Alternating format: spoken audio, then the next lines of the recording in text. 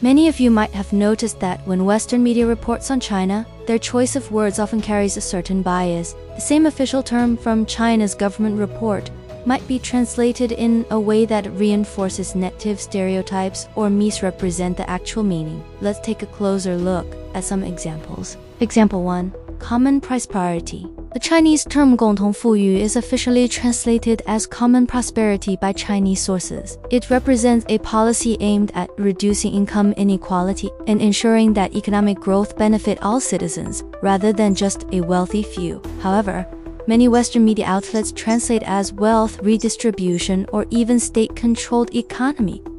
These translations create an impression that the Chinese government is possibly taking wealth from one group and giving it to another, as if it were an extreme socialist or communist movement. Common prosperity focuses on balanced development, better public services, and fairer opportunities. Example 2. Chinese-style modernization. Another key phrase in China's government work report is 中国式现代化, officially translated as Chinese-style modernization. This term highlights a unique development path that differs from Western modernization models, taking into account China's history, culture, and governance system. Yet, Western media often reinterpret this as China's authoritarian model of modernization or state-controlled progress. This process suggests that modernization in China is solely driven by government's intervention, ignoring the role of technology innovation, entrepreneurship, and social development. It also subtly implies that China's path is inferior to the Western model. Example 3. A community with a shared future for mankind.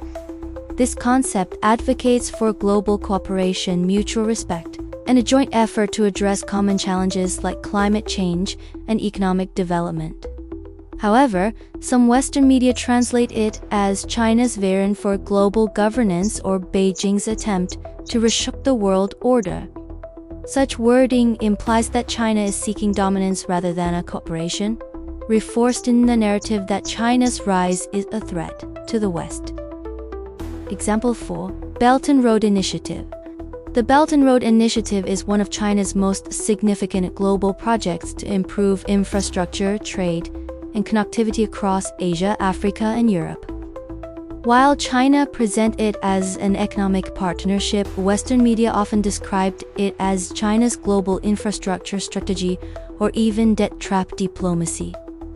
These terms suggested that China aimed to manipulate poor countries economically by giving them loans they cannot repay, despite evidence that many BRII projects have boosted local economies. As we can see, the way terms are translated and framed can significantly influence how people perceive China.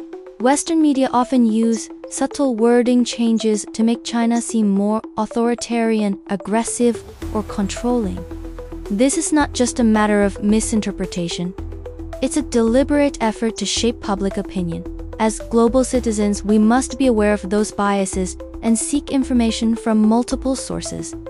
Instead of unquestioningly accepting Western narratives, we should critically analyze how language is used to influence our understanding of China.